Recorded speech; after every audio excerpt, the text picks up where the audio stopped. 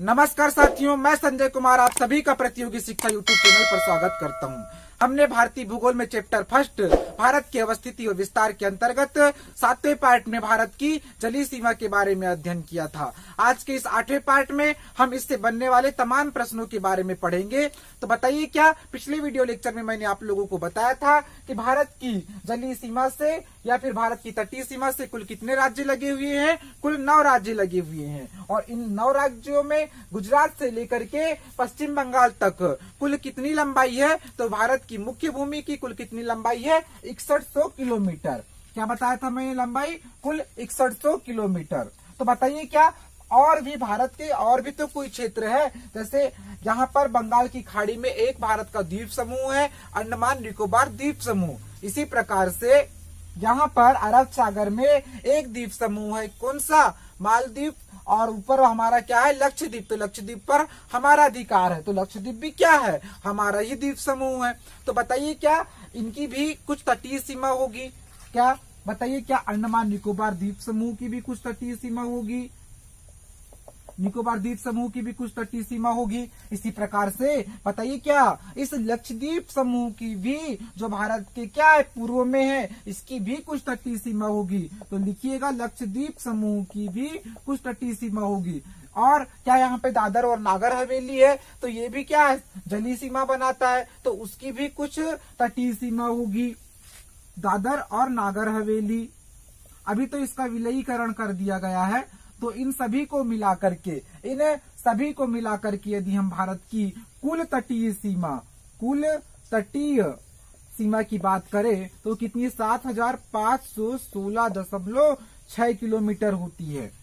तो बताइए, क्या 2 प्रकार के प्रश्न पूछे जाएंगे आपसे? क्या पूछा जाएगा? भारत की मुख्य भूमि की तटीय सीमा की लंबाई, या भारत की मुख्य तटीय सीमा की लंबाई कितनी होगी? 6100 किलोमीटर। जबकि वह पूछेगा कि भारत की कुल तटीय सीमा की लंबाई कितनी आएगी?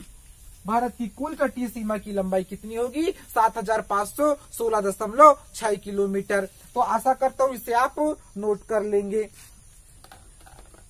इसी प्रकार से और भी यहाँ से प्रश्न क्या पूछता है कि भारत का ऐसा कौन सा राज्य है? क्या भारत का ऐसा कौन सा राज्य है जो सर्वाधिक जलीय सीमा बनाता है?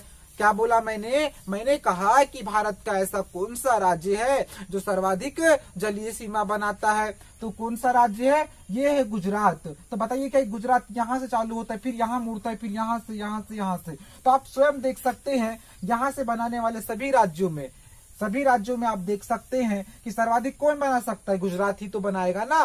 तो क्या लिखिएगा? भारत का गुजरात एक ऐसा राज्य है जो सर्वाधिक जलीय सीमा बनाता है। गुजरात सर्वाधिक जलीय सीमा बनाता है। सर्वाधिक जलीय सीमा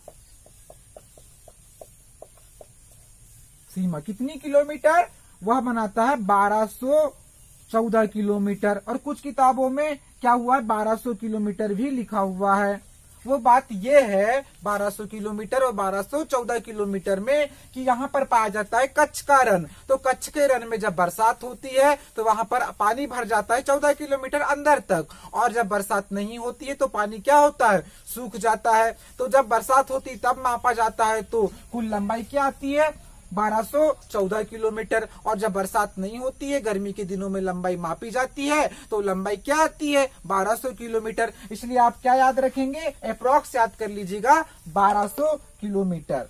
इसी प्रकार से अब सर्वाधिक सीमा कौन बनाता है? गुजरात। तो इसी प्रकार से पूछेगा कि सबसे कम सीमा कौन बनाता है? तो उसे भी नोट कर लीजिएगा। सबसे कम जलीय सीमा कौन सा राज्य बनाता है? तो सबसे कम जलीय सीमा कौन बनाएगा? ये चुटकू सा राज्य, बहुत ही प्यारा राज्य कौन सा है? गोवा। तो इसे कौन से क्या कहेंगे हम? गोवा को। गोवा सबसे कम सीमा साझा करता है। कितनी साझा करता है? Only 107 kilometre. 107 किलोमीटर। और एक प्रश्न में यहाँ गोवा का क्लियर कर देता हूँ कि गोवा के तटों की रानी कहा जाता है। भारत में ऐसा कौन सा राज्य है जिसके तट को तटों की रानी कहा जाता है? तो गोवा के तट को भारत में तटों की रानी कहा जाता है। ठीक है, इसे भी आपने नोट कर लिया होगा। ठीक है। अब एक प्रश्न पूछता है कि दक्षिण भारत का ऐसा कौन सा राज्य है, क्या दक्षिण भारत का ऐसा कौन सा राज्य है जो सर्वाधिक सीमा साझा करता है। तो आंध्र प्रदेश क्या है, दक्षिण भारत में एक ऐसा राज्य है, बताइए क्या आंध्र प्रदेश की सीमा ये तमिलनाडु के पास से चालू होती है, तो यहाँ ऊपर उड़ीसा के ऊपर जाकर समाप्त होती है यहाँ पर। तो बताइए क्या आप देख सकते हैं कि दक्षिण भारत में आंध्र प्रदेश ही एक ऐसा राज्य है जो सर्वाधिक सीमा बनाता है। तो क्या लिखेंगे, दक्षिण भारत का आंध्र प्रदेश एक ऐसा राज्य है जो सर्वाधिक सीमा बनाता है। दक्षिण भारत का आंध्र प्रदेश एक ऐसा राज्य है जो सर्वाधिक सीमा साझा करता है। दक्षिण भारत में सीमा कितनी सीमा साझा करता है। इसी प्रकार से दक्षिण भारत का दूसरा राज्य कौन सा है, तमिलनाडु, जो सर्वाधिक सीमा साझा करता है। तो दूसरे नंबर पर लिख लीजिएगा तमिलनाडु। और प्रश्न पूछेगा कि ऐसे 3 राज्यों को क्रम से जमाइए जो सर्वाधिक सीमा साझा करते हो, ये सर्वाधिक जलीय सीमा बनाते हो। तो पहले नंबर पर आ जाएगा गुजरात, दूसरे नंबर पर आ जाएगा आंध्र प्रदेश, तीसरे नंबर पर आ जाएगा तमिलनाडु। कभी कभी भारत का ऐसा कौन तीसरे नंबर का राज्य बताइए जो सर्वाधिक जलीय सीमा साझा करता है, ऐसा भी प्रश्न पूछा जाता है। क्योंकि अब लगातार क्या हो रहा है, कंपटीशन बढ़ रहा है, तो प्रश्नों का लेवल भी बढ़ता जा रहा है। ठीक है, तो आप लोग तीनों याद कर लीजिएगा। अब बताइए क्या भारत में, अब मैं एक प्रश्न पूछना चाहूंगा कि भारत का ऐसा कौन सा क्षेत्र है जो सर्वाधिक तटीय सीमा बनाता है या फिर सर्वाधिक जलीय सीमा बनाता है। तो कुछ लोग उसमें आंसर दे देंगे गुजरात, नहीं, उसमें आंसर आएगा अंडमान निकोबार द्वीप समूह, क्योंकि गुजरात तो केवल 1200 किलोमीटर जलीय सीमा बनाता है, तब जबकि जो अंडमान निकोबार द्वीप समूह है वो कितनी सीमा बनाता है, वो बनाता है 1962 किलोमीटर। तो लिखिएगा अंडमान निकोबार कितनी सीमा बनाता है, 1962 किलोमीटर। ठीक है, तो एक प्रश्न पूछेगा कि भारत का ऐसा कौन सा राज्य जो सर्वाधिक जलीय सीमा बनाता है, तो आप लोग क्या आंसर बताएंगे, गुजरात। जबकि बताए प्रश्न यदि इस प्रकार से घुमाकर पूछ रहा है कि भारत का ऐसा कौन सा क्षेत्र है, प्रश्न को ध्यान से सुनिएगा, भारत का ऐसा कौन सा क्षेत्र है जो सर्वाधिक जलीय सीमा बनाता है, तो आंसर क्या आएगा, अंडमान निकोबार द्वीप समूह। आशा करता हूं आपको यह वीडियो लेक्चर काफी पसंद आया होगा और आपने पूरी बातों को क्रमवार मैप बना करके, जिस प्रकार से मैंने मैप बनाया है वैसे ही मैप बना करके नोट कर लिए होंगे। इस वीडियो को देखने के लिए मैं आप लोगों का धन्यवाद करता हूं।